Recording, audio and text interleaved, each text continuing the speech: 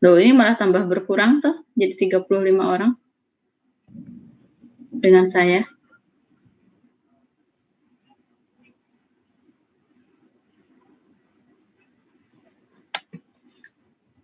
Oke. Minggu lalu kan sudah bahas regresi linear sederhana juga, tapi baru awalnya ya. Kita lanjutkan. Jadi, nah minggu lalu sudah bahas tentang model regresi linear sederhananya seperti ini. Y sama dengan beta 0 ditambah beta 1 XI ditambah epsilon I. Epsilonnya ini adalah variabel random dengan yang berdistribusi normal dengan rata-rata 0 dan varian sigma kuadrat. Contohnya ini adalah sebuah perusahaan Westwood Company sedang meneliti hubungan antara jumlah spare part yang diproduksi dengan jumlah jam kerja yang diperlukan dari proses produksi terakhir. Sebentar. Ini kayaknya laptop saya mau habis baterainya ya. Sebentar ya, saya ngecas dulu ya. Ambil charger dulu. Meredup.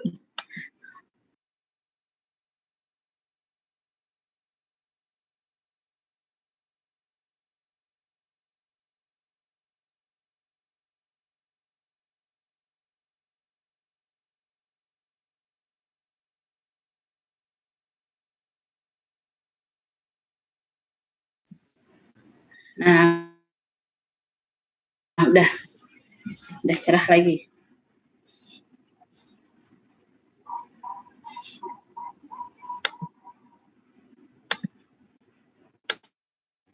Oke. Ini model regresi linear sederhananya. Terus tadi contohnya contoh yang minggu lalu ya. Meneliti hubungan antara jumlah spare part yang diproduksi variabel X dan jumlah jam kerja yang diperlukan. Yang diambil adalah 10 proses produksi terakhir.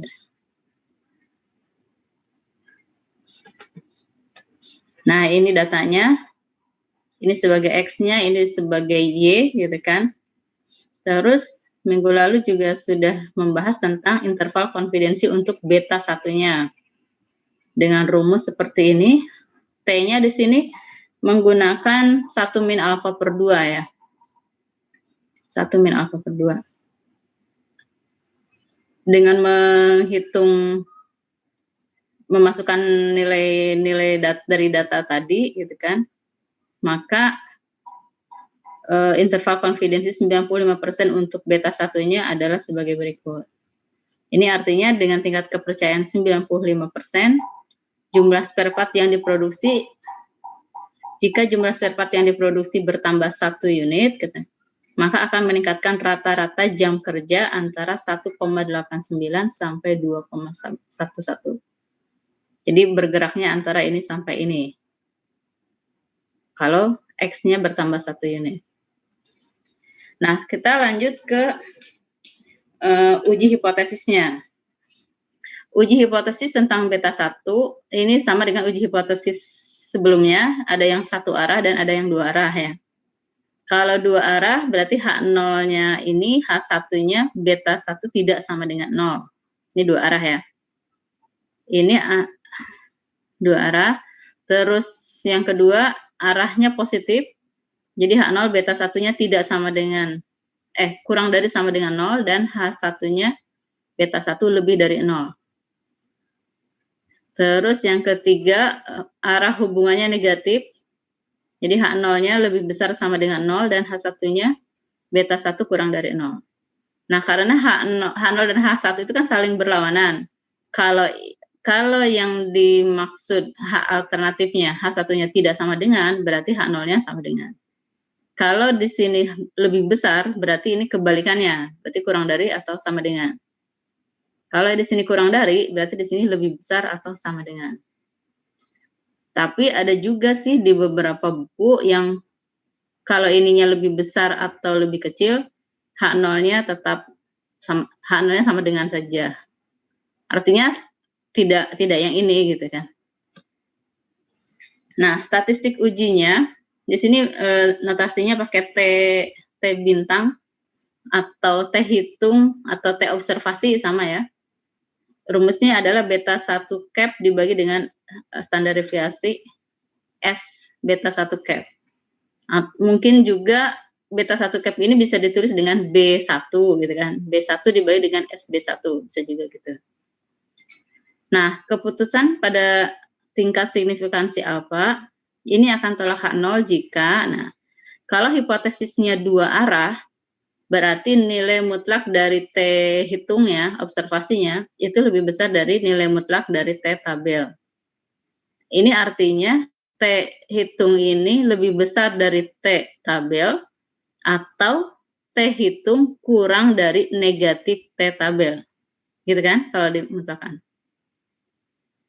Jadi bisa lebih besar dari ini atau kurang dari negatif T tabel. Terus karena ini dua arah, alfanya kan berarti ada di sisi kiri dan sisi kanan. Ini udah dibahas di Mathstat ya waktu itu ya.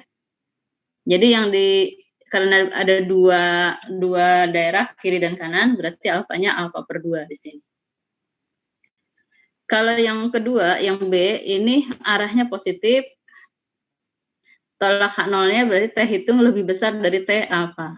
Nah, alfanya nih hanya di sisi kanan saja. Jadi kalau nilai T hitungnya ada di lebih kanan dari T tabel ini, berarti dia tolak H0.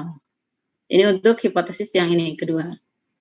Untuk hipotesis yang ketiga, beta 1 kurang dari 0, yang ditolak H0 pada saat T hitungnya kurang dari negatif T tabel. Sini 1 minus alfa, karena satu arah. Karena hanya ada di sisi kiri. Ya, mungkin T-nya kalau nilai T hitungnya, hasil hitungannya adalah negatif, berarti dia, dan kurang dari negatif T tabel, berarti tolak H0. Tapi kalau hasilnya positif, berarti ada di wilayah tidak tolak H0. Ya. Nah, kesimpulannya, jika H0 ini ditolak, maka dengan tingkat kepercayaan 1 min alfa kali 100%, terdapat hubungan yang linear antara variabel X dan variabel Y. Jadi kalau tolak H0, berarti artinya ini kan, pernyataan yang H1-nya. Berarti kalau beta 1-nya tidak 0, berarti ada beta 1 yang ada nilainya gitu kan. Sehingga kalau beta 1 ada nilainya, berarti dia ada hubungan antara X dan Y. Ya, tapi kalau 0 kan berarti hanya Y-nya nanti hanya beta 0 saja, plus 0X kan, kalau beta 1-nya 0. Kalau tidak tolak H0 berarti nanti tidak ada hubungan. Tapi kalau tolak H0 berarti ada loh sebesar beta 1 yang tidak 0 nilainya. Ini kalau dua arah. Jadi kalau dua arah bicaranya hanya ada hubungan antara X terhadap Y. Tapi kalau hipotesisnya yang ini, H1-nya beta 1 lebih dari 0, berarti kan nilai beta 1-nya positif. Nanti pada saat tolak H0, berarti pernyataannya ada beta 1 yang positif loh di modelnya. Sehingga ada hubungan positif antara X terhadap Y-nya. Begitu juga yang negatif. Kalau beta 1-nya negatif, saat tolak H0 berarti ada hubungan negatif variabel X terhadap Y-nya. Ada pengaruh ya, pengaruh yang negatif, pengaruh yang positif. Jelas ya sampai sini ya? Contohnya di sini, tadi di data yang tadi, diperoleh setelah dihitung ternyata T hitungnya 42,58. Kalau menggunakan hipotesisnya dua arah, berarti kan menggunakan T1 min alfa per 2. Kalau alfanya 5%, berarti T1 min 2. 0,05 dibagi 2 berapa? 0,025 ya. Jadi menggunakan tabel yang T 0,975 dengan derajat bebasnya 8. Jadi datanya ada 10. Berarti derajat bebasnya N-2. Ya, sini kan N-2. Nah, jadi kalau menggunakan uji dua arah, T hitungnya 42,58 dibandingkan dengan T tabel, berarti apa kesimpulannya? Tolak H0 ya. Kalau tolak H0 berarti ada pengaruh, ada hubungan linier antara variabel apa nih X-nya?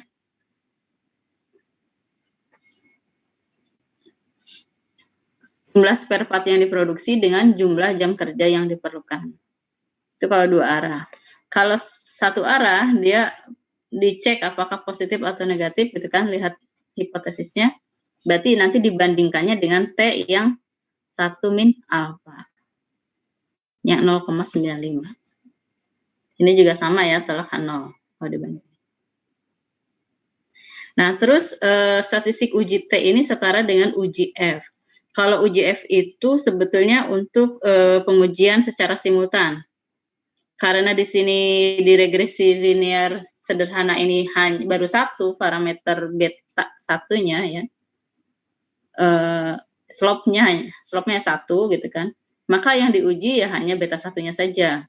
Tapi nanti kalau ada regresi linear berganda 2, 3 dan banyak variabel, berarti nanti ada beta 1, beta 2, beta 3 yang diuji secara bersamaan dengan menggunakan uji F ini. Tapi nah setelah kalau uji F-nya ini memang signifikan, ada minimal satu yang berbeda gitu kan, maka uji T bisa dilakukan. Kalau uji T ini khusus untuk masing-masing parameter BI-nya, beta I-nya. Khusus beta 1 saja, kayak tadi nih, khusus beta 1 saja, khusus beta 2 saja mungkin nantinya ya. Karena di sini hanya ada satu variabelnya, variabel X-nya, jadi hanya diuji terhadap beta 1 saja, uji T-nya. Nah, sekarang kita lihat pendekatan ANOVA dalam analisis regresi. Jadi ini kalian juga udah tahu nih, awalnya kan YI dikurangi Y bar. Ini kalau kita kurangkan dengan dan jumlahkan dengan YI cap, ini sebetulnya kan kalau dijumlahkan jadi 0 kan yang ini. Dan kita kelompokkan ini menjadi, kalau sigma ini kuadrat jadi SST, sigma ini kuadrat jadi SSE, dan sigma ini kuadrat jadi SSR. Dengan derajat bebasnya masing-masing, untuk jumlah kuadrat total adalah N-1, untuk errornya N-2, dan untuk regresinya 1, karena variabel X-nya 1 di sini. Nah, untuk menghitung rumusnya, tadi kan SST itu sebetulnya ini gitu kan.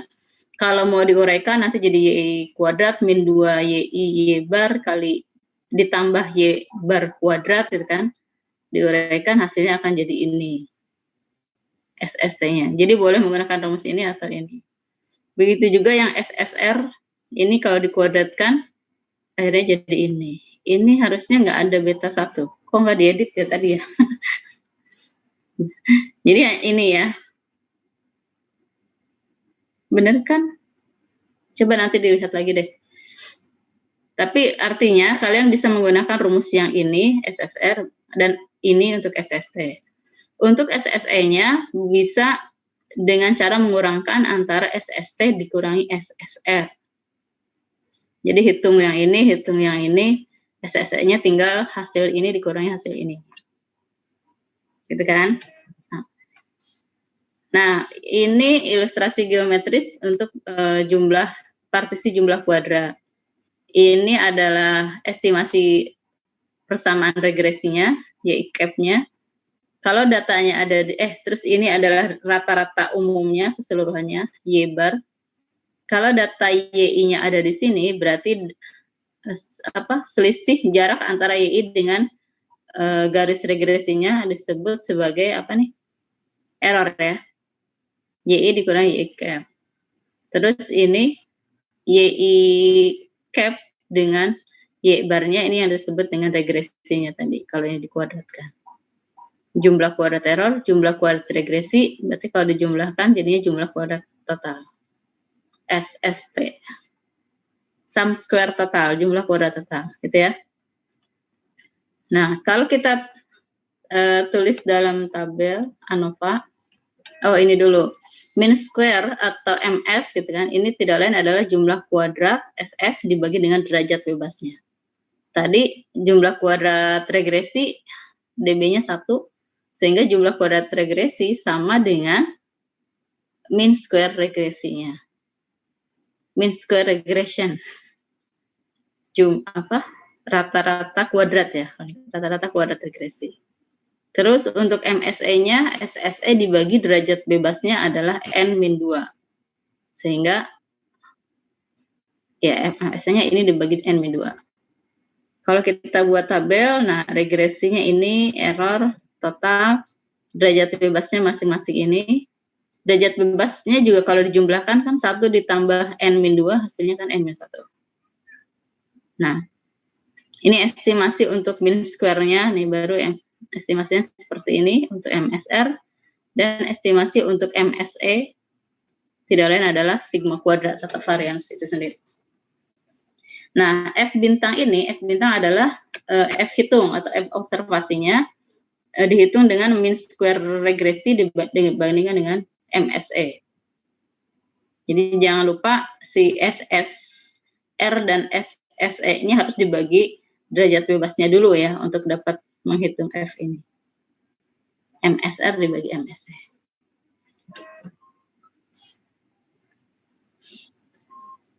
Nah, ANOVA yang tadi, yang di tabel tadi bisa digunakan untuk menguji beta satunya.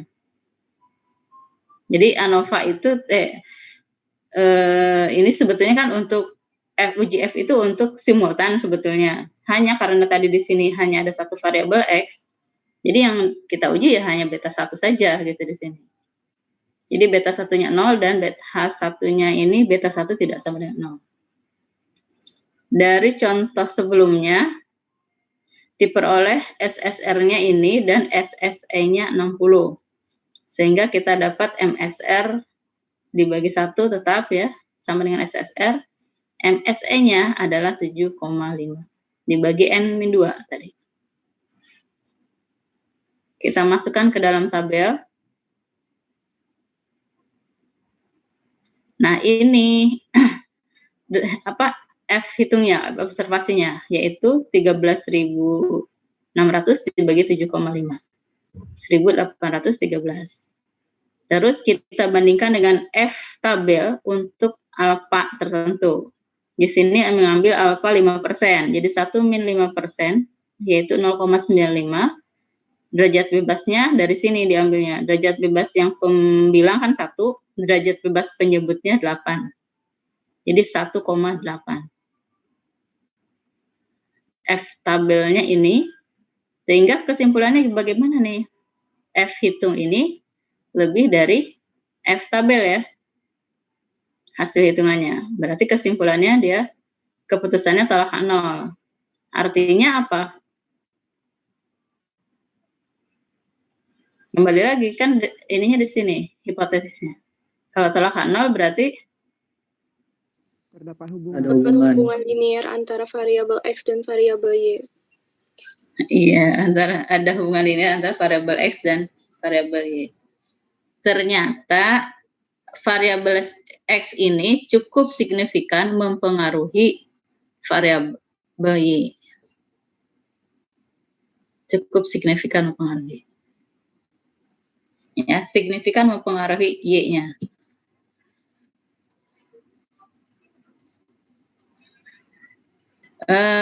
Berikutnya, penilaian ketepatan model atau goodness of fit.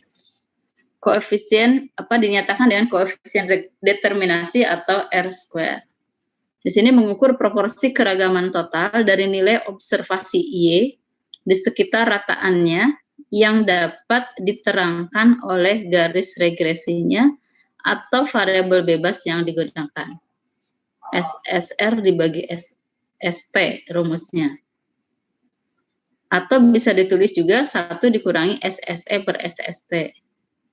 Kan 1 di sini kan maksudnya SSR ini kan maksudnya SST dikurangi SSE. SSR ini ya. Kalau SSR-nya SST dikurangi SSE dibagi dengan SST, hasilnya ini. Jadi kalian boleh menggunakan yang sebelah kiri atau yang sebelah kanan, sama saja. Nah, koefisien determinasinya, R square-nya, itu antara 0 sampai positif 1. Makin mendekati 1, berarti mode regresi yang digunakan semakin tepat atau semakin baik. Oh ya, jangan sampai gini, saya mendapati, kalau namanya SS itu kan jumlah kuadrat ya. Saya waktu Math tuh sempat mendapati hasil jawaban mahasiswa jumlah kuadrat nilainya negatif. Namanya jumlah kuadrat, sudah dikuadratkan. Jadi kalau sampai kalian mendapat hasil yang negatif, wah berarti ada yang salah nih menghitungnya, atau mungkin salah rumusnya gitu kan. Salah memasukkan datanya. Jadi harus dicek dulu. Jangan sampai jumlah kuadrat hasilnya negatif, ya udah salah duluan nih, sebelum saya koreksi sampai bawah nanti udah loh kok negatif gitu kan. Jadi tolong diperhatikan ya. Karena ini rumusnya kan dari sigma dari si selisih dikuadratkan. Ini selalu positif angkanya. Harusnya positif, harus positif. Nah, kalau SSR dan SST sama-sama positif gitu kan, maka ini juga R square ini pasti positif. Kalau R square atau koefisien determinasi berarti nilainya paling kecil adalah 0, nggak mungkin ada yang negatif. Ya, R square-nya positif. Jelas ya? Diingat ya. Kalau tadi koefisien determinasi, maka berikutnya adalah apa nih? Korelasi, koefisien korelasi linear, koefisien korelasi. Suatu ukuran yang menyatakan erat tidaknya hubungan linear yang ada antara variabel X dan Y. Nilai korelasinya diperoleh dari plus minus akar dari R kuadrat. Jadi koefisien determinasi tadi diakarkan jadinya koefisien korelasi. Adapun rumusnya, kalian bisa menggunakan rumus yang ini tadi kan. Dari sini hasilnya diakarkan langsung. Atau bisa juga didekati dengan rumus yang ini. R square itu, R-nya sendiri kan dari SSR. SSR tadi ada sigma. SSR dibagi dengan SST. Jadi sigma ini kuadrat dibagi sigma ini kuadrat. Kalau diuraikan gitu kan, hasilnya bisa menjadi seperti ini persamaannya. Jadi boleh memilih yang mana yang kalian ini. Tapi ya lebih mudah ini ya, kalau koefisien determinasi sudah ada, tinggal diakarkan saja.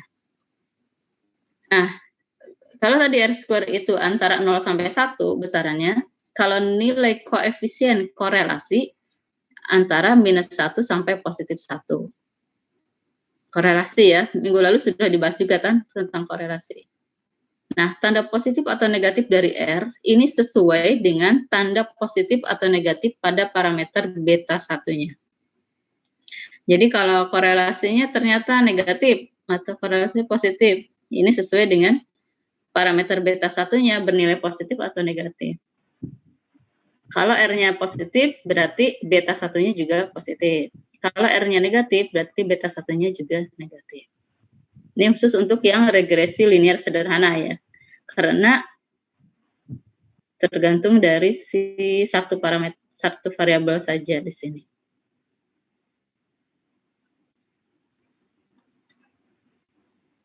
Berikutnya ini adalah korelasi derajat dari korelasi linear. Nah, kalau kita mendapati hubungannya seperti ini, kalau datanya saat digambarkan di grafik, terus diambil persamaan garis regresinya tepat di data-data yang ada gitu kan, maka ini korelasinya linear dan positifnya sangat perfect, sempurna sekali gitu kan, sehingga korelasinya R-nya sama dengan 1.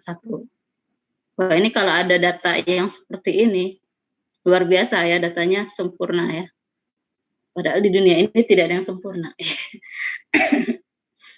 Jadi ini luar biasa kalau R-nya sama dengan 1. Nah, kalau di grafiknya diperoleh data seperti ini, ya, garis regresinya di sini gitu kan. Ini termasuk korelasi linear positif yang kuat.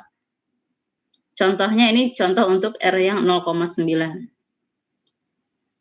Tetapi kalau R-nya korelasinya 0,4 di sini positif tapi lemah gitu kan. Jadi agak jauh nih dari si garis regresinya. Kalau dia arah regresinya dari kiri ke kanannya meningkat gitu kan, semakin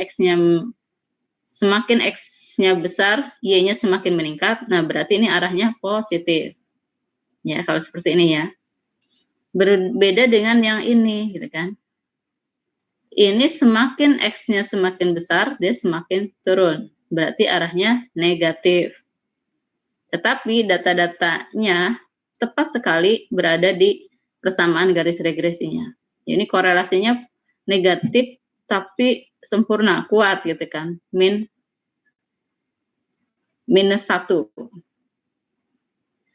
Yang ini korelasinya negatif 0,9.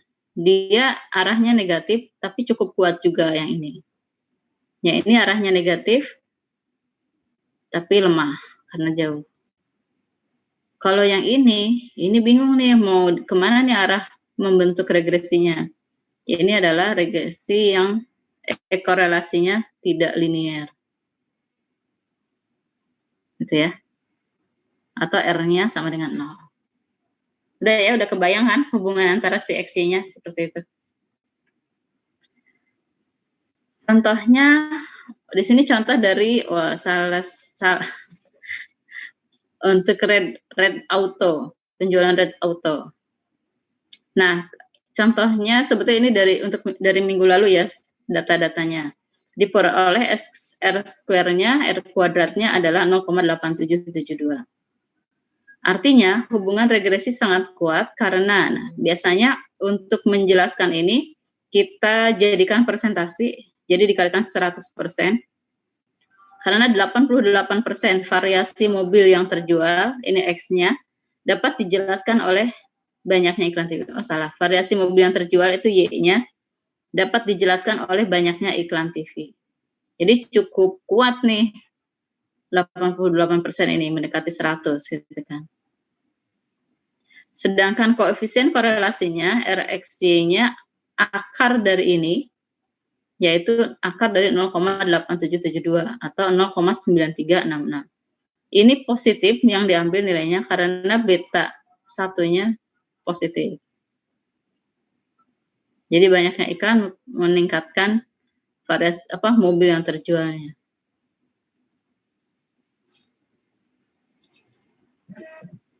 Oke, sampai sini ada pertanyaan nggak? Atau sudah cukup jelas? Saya nggak ditinggal tidur kan sama kalian? Khawatir kalau sesi 3 nih. Bu, izin Bu. Ya?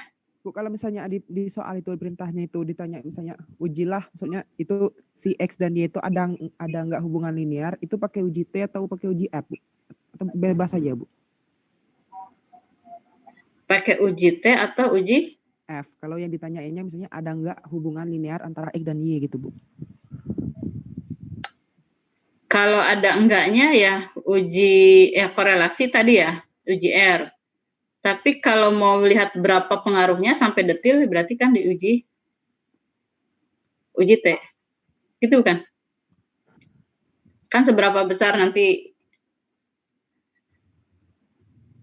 Siapa yang nanya sih? Saya Bu, Ragil, Bu. Saya juga saya. Ragil. Iya, Bu. Saya nggak suka dengan jawaban saya, Bu. Saya juga saya. Saya aku. Menurutmu gimana, Gil? Menurut saya sih pakai T, Bu. Kan pertanyaannya itu ada nggak hubungan linearnya, Bu. Tapi tadi saya kalau nggak salah saya dengar Ibu juga tadi bilang waktu kesimpulan yang uji F itu bahasnya tentang linear itu juga, Bu. Hubungan linearnya itu juga, Bu. Yang FF itu, Bu. Yang pakai ANOVA tadi, Bu. Yang F. Iya. F itu menunjukkan ini apa ya? Dia signifikan atau tidak? dia secara variabel X ini secara signifikan mempengaruhi Y. Hampir mirip-mirip ya. Iya Bu, soalnya Bu. Kalau F sama T itu sebetulnya ada bedanya. Kalau si F itu lihatnya secara simultan tadi ya, kalau T itu secara parsial, khusus untuk beta satunya saja gitu kan. Di sini nggak begitu kelihatan karena tadi saya bilang beta 1 karena baru hanya ada satu variabel bebasnya beta 1. Tapi kalau ada beberapa variabel bebas, itu uji F itu kelihatan apakah beta 1 sama dengan beta 2 sama dengan beta 3 sama dengan beta N sama dengan 0 gitu kan. Jadi diceknya secara bersamaan kalau untuk uji F. Kalau korelasi ya melihat hubungannya saja ada apa enggak gitu kan. Hubungannya kuat atau tidak. Bisa bedain ya? Masih bingung? Iya Bu, masih bingung Bu. Kapan itu pakai yang uji hipotesis, kapan yang pakai cari koefisien itu aja Bu. Kapan koefisien itu saja?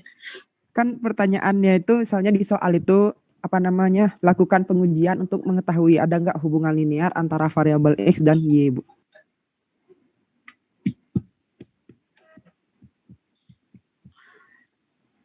Kalau mungkin kalau di korelasi akan ditanya seberapa kuat hubungannya mungkin ya yang ditanya. Kalau di beta 1 memang ada hubungan atau tidak saja ya gitu ya. Kalau T itu hubungannya dengan si beta nantinya soalnya. Jadi ada hubungannya positif atau negatif. Kalau di T itu lebih ke, kalau di R apa sama positif negatif juga ya. Kamu sih pakai nanya ini. Biasanya sih yang ditanya paket lengkap kok, tenang aja Gil. Oke lah Bu, makasih Bu. Oke lah Bu. Biasanya ditanya uji secara simultan, uji secara parsial, hubungan korelasi antara X dan Y-nya gitu ya. Kira-kira lebih umum mana? X dan Y atau uji korelasi atau uji T? Kayaknya T Bu. Kalau ditanyanya misalnya ada nggak hubungannya Bu. Kan kata Ibu tadi kalau yang R itu ditanya seberapa besarnya gitu Bu.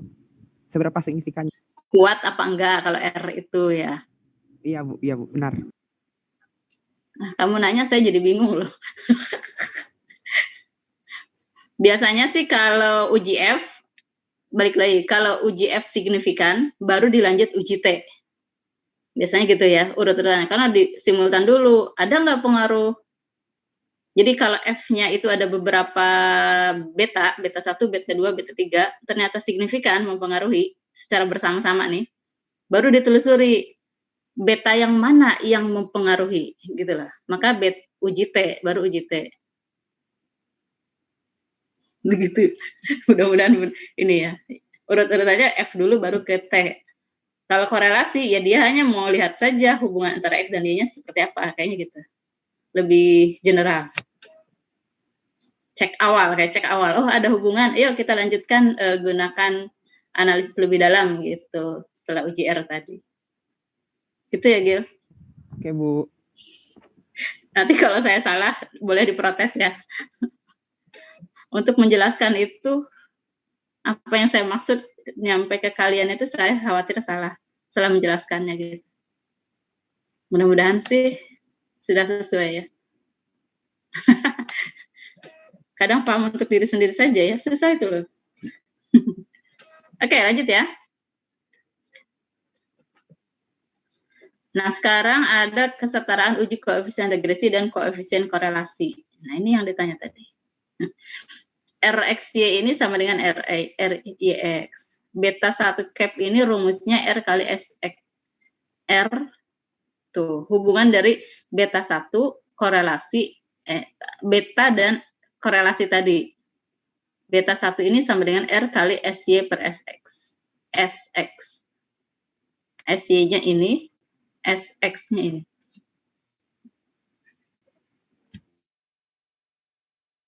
Di sampel biasanya korelasinya kita notasikan dengan R, tapi kalau di populasi biasanya dengan rho. Sehingga di sini lihat, kalau beta 1 ini masih ada cap-nya kan, karena untuk mengestimasi populasi dari data sampel. Kalau ini emang sudah data populasi, berarti tidak ada cap-nya lagi.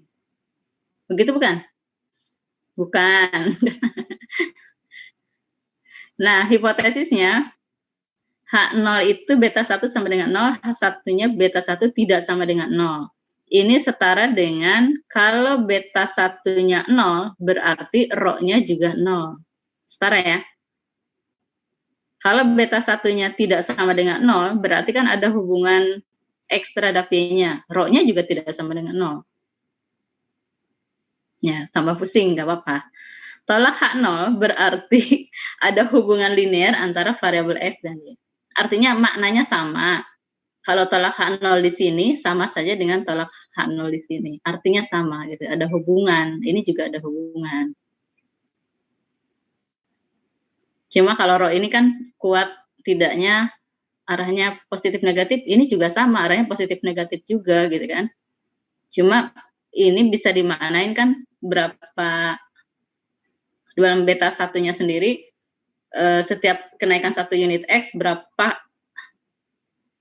setiap perubahan 1 unit X apakah meningkatkan atau menurunkan Y-nya sebesar beta 1 kali gitu kan. Beta satunya tergantung kan, bisa negatif bisa positif. Kalau tidak sama dengan mah hanya bilangnya ada pengaruh atau tidak saja ya ini bilangnya. Nah gitu deh pokoknya.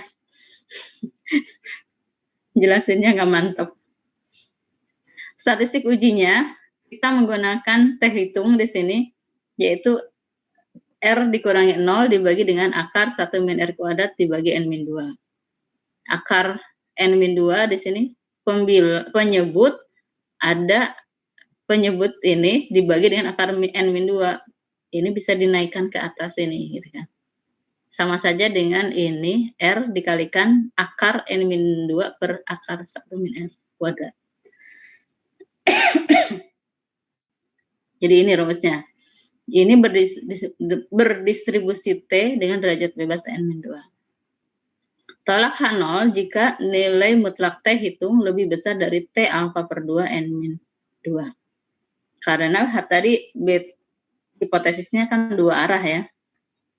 Jadi di sini gunakan alfa per 2. Oke. Coba saya ngintip lagi ya.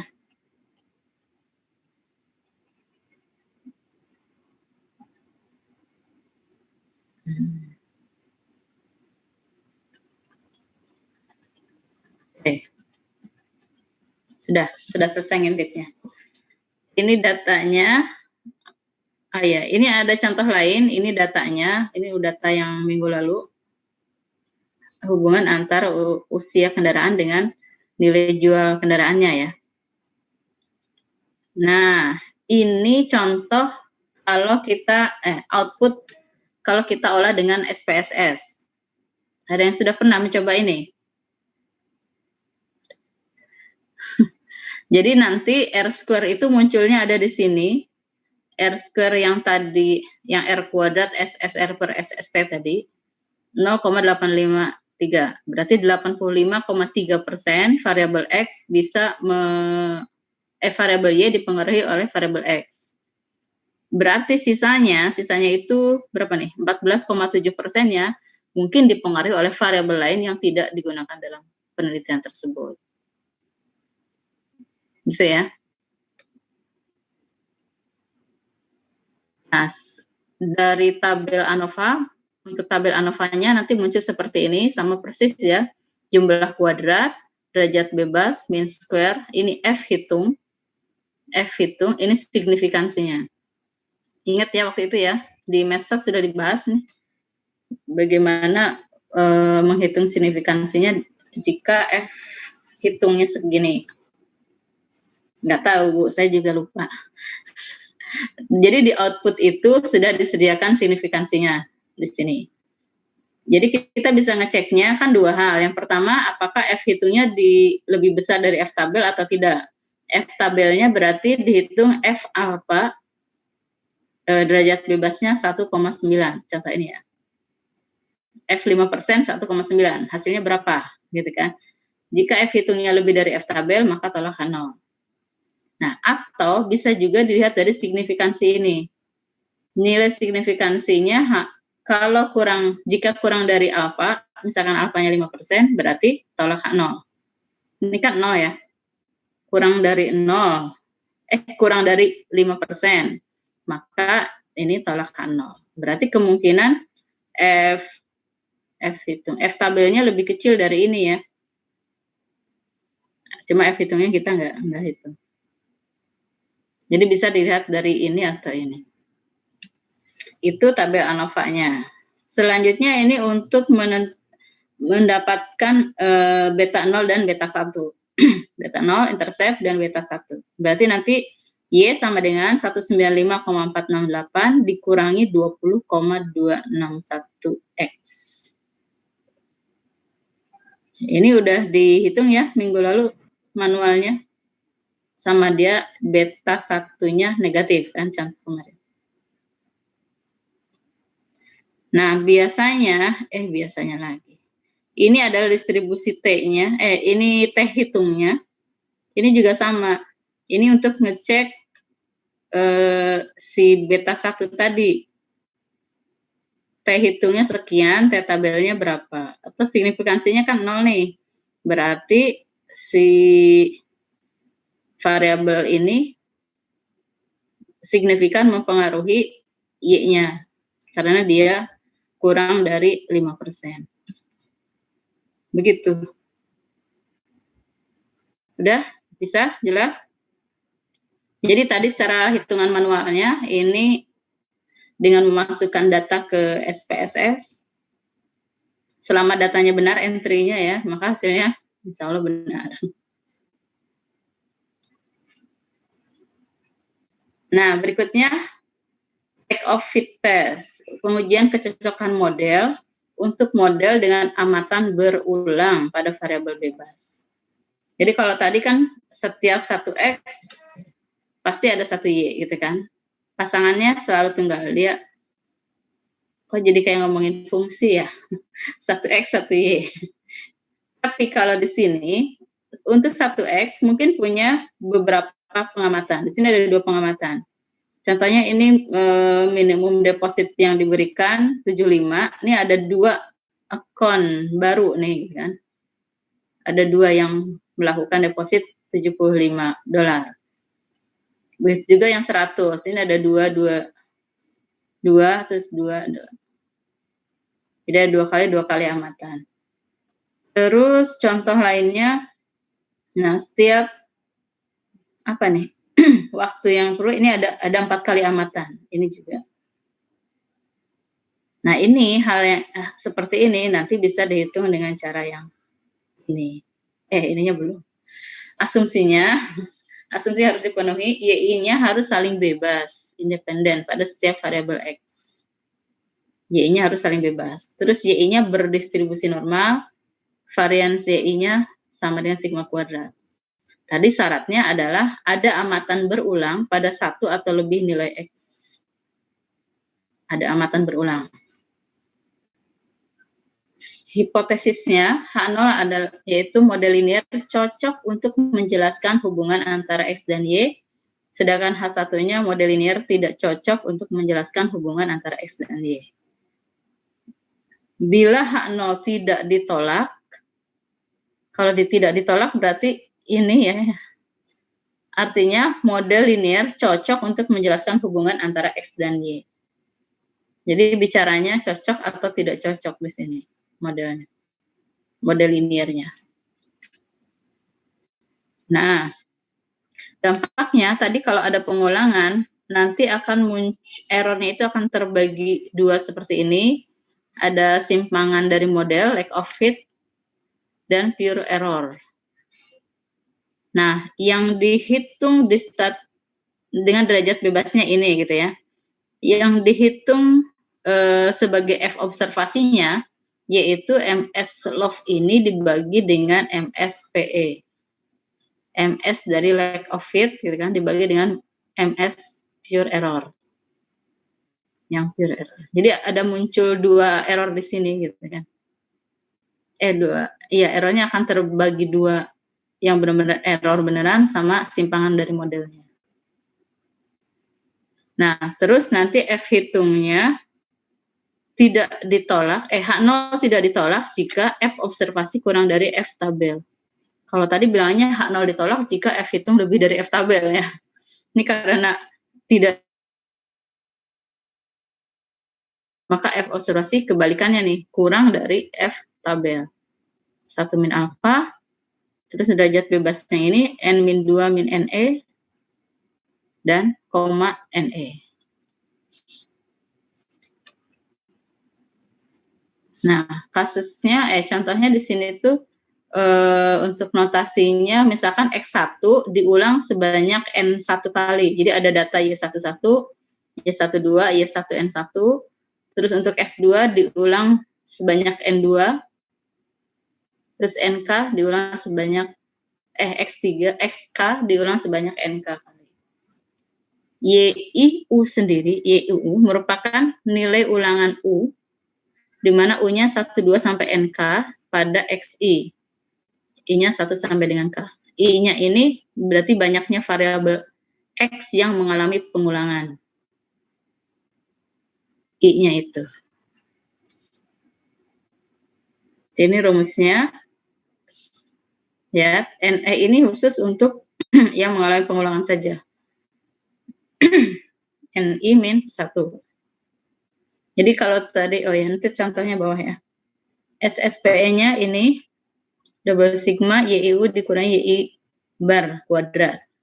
Ini sampai dengan X yang mengalami pengulangan saja. Tuh, K adalah banyaknya XI yang mengandung pengulangan. Jadi kalau tidak ada pengulangan, tidak dimasukkan ke sini. Terus NI-nya banyaknya amatan pada XI yang berulang. Nah, ini contohnya, misalkan X1-nya itu 200. Nah, dia ada pengulangan. Yang pertama, Y-nya 120, terus kedua 190, ulangan ketiga 205. Jadi di sini N1-nya sama dengan 3. Berikutnya X2-nya 300, maka terus ada 2 kali pengulangan, yaitu 200 dan 250. Nih. Berarti K-nya ada 2 variabel X yang mengalami pengulangan, X1 dan X2. NE-nya tadi N1 min 1, N1-nya 3 min 1, berarti ditambah 2 min 1. Hasilnya 3. Gitu. Kalau ada kejadian pengulangan. Mudah-mudahan enggak ya, karena enggak pengulangan pun udah rumit. Oke, sampai sini. Bisa dipahami nggak kira-kira penjelasan saya? Bangun. Udah waktunya bangun. Kalau selesai harusnya langsung cerah kan? Kalau mau diakhiri langsung cerah. Udah ya, nggak ada pertanyaan ya?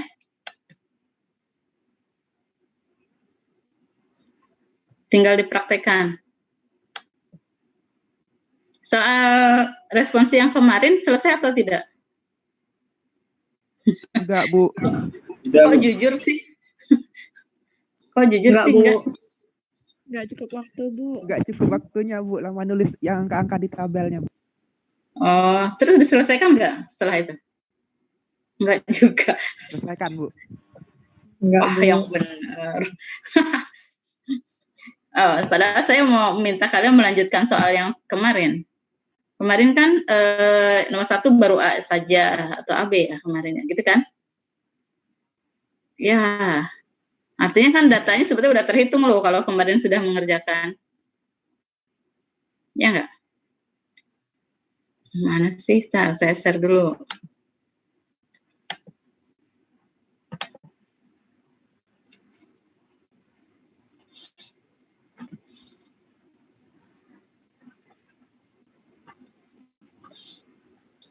Susah amat sih.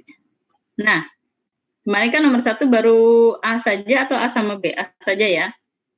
Kan koefisien determinasi sudah diberikan. Berarti menghitung R dibagi dengan SST ya tadi ya. Model regresinya sudah dapat. Artinya hitung-hitungan X min X barnya atau gitu kan sudah ada toh? Nggak hilang kan? Nggak hilang. Kalian mengerjakannya pakai kalkulator atau pakai Excel? Excel, Bu. Pakai Excel lebih cepat ya. Kalau kalkulator kan berarti satu-satu gitu. Atau bisa disimpan datanya, saya lupa. Bisa ya? Tapi kalau bisa pakai Excel lebih enak lagi. Nah, jadi yang nomor 1 lanjut nih, yang ditanyakan berarti 1B, 1C, estimasi perubahan waktu penyembuhan pasien jika dosis obat bertambah 1 gram. Ini mengerjakan ini sudah tahu kan? Ini interval kepercayaan yang apa nih?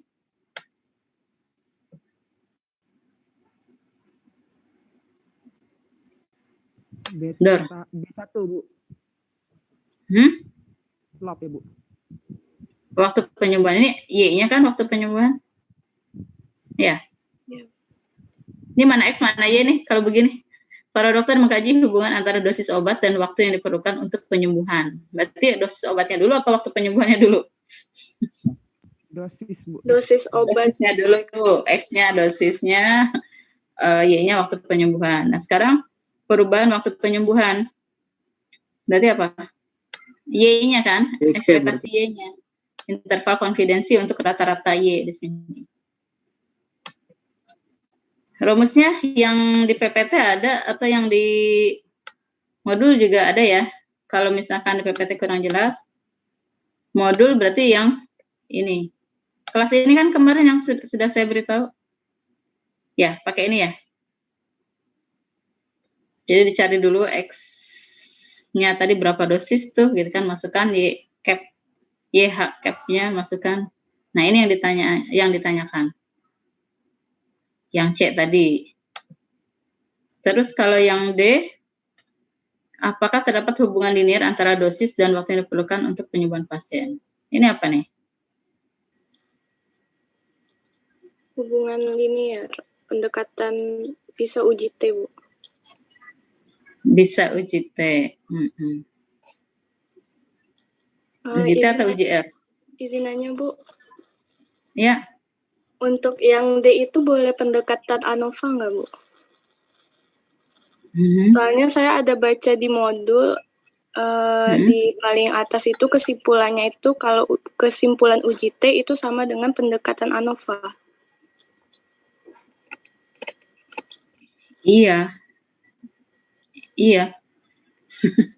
Ya, jadi karena satu variabel jadinya kayak tumpang tindih, uji T, uji ANOVA. Ya tadi kalau uji ANOVA sebetulnya untuk simultan, kalau uji T itu untuk parsial. Jadi dalam hal ini kalau untuk regresi satu variabel, regresi linear sederhana, jadinya masih dianggap sama. Begitu. Jadi mau pakai ANOVA ya boleh. Baik, Bu. Terima kasih, Bu. Tapi jadi panjang ya. Ya, siapa lagi yang mau tanya? Ragil, Bu. Kenapa, Gil? Tadi sinyal saya tuh agak ngelek-ngelek dikit, Bu, di yang Ibu jelasin yang C itu, Bu. Bu, jadi itu itu kan bertambah 1 gram. Nah, nanti itu Y keberapa, Bu? YH1 atau Y totalnya ditambah 1, Bu? Bertambah 1 gram gitu, Bu. Dari sini. Jadi dimasukkannya ke sini. XH-nya yang 1 gram ini. Berarti masuk ke regresinya.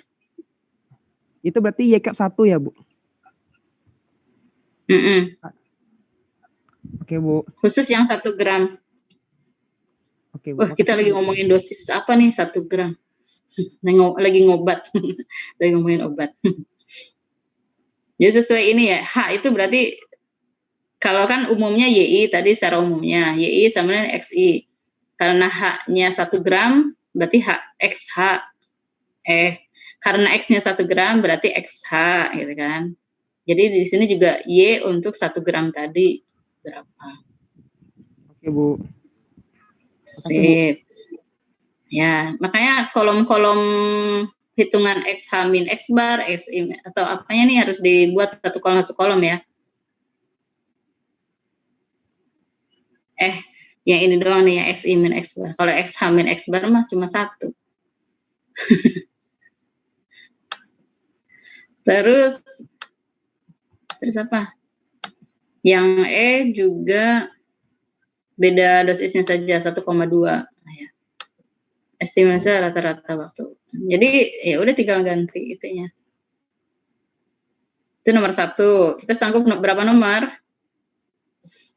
Nomor 1 dan nomor 2 sanggup. Kemarin udah sampai 2-nya D ya?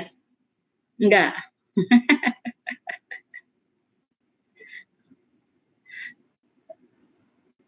Nah, untuk 2 kalau bisa nomor 1 sampai 2 F nih.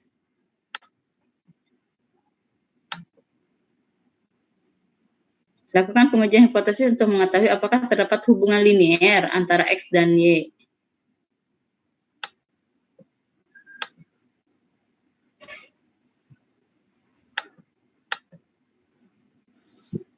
Udah ya, jadi nomor 1 dan nomor 2 saja deh. Mudah-mudahan selesai 1 dan 2. Sanggup kan? Sekarang 14.31, masih 1 jam setengah. Cukup ya? Sedih sih, nggak ada yang jawab.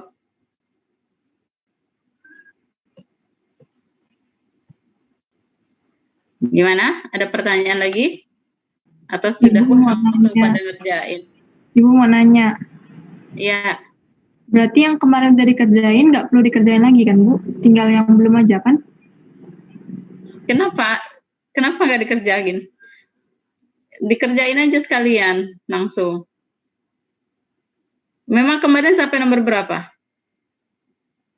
Nomor 3 sudah sempat dikerjakan belum? Sudah, Bu. Enggak, Bu.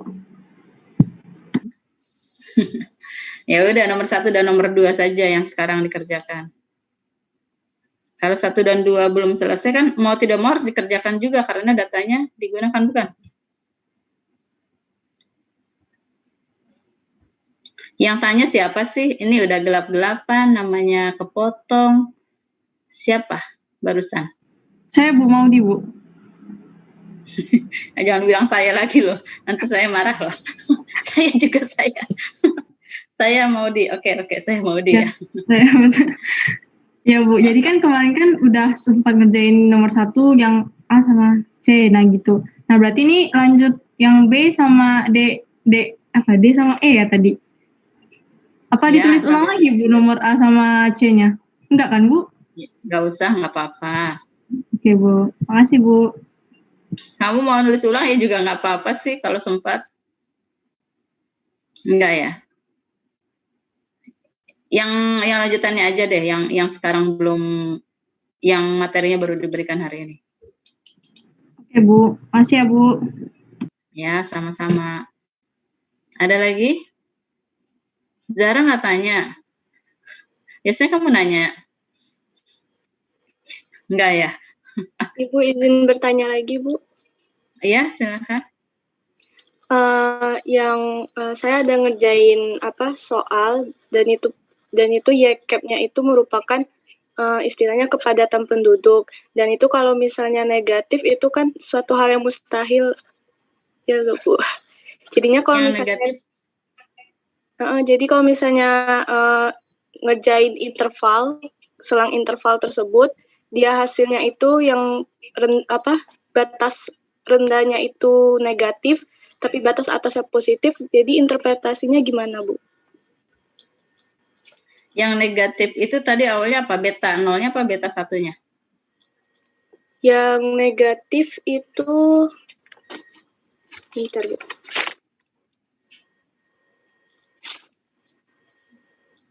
Beta 0.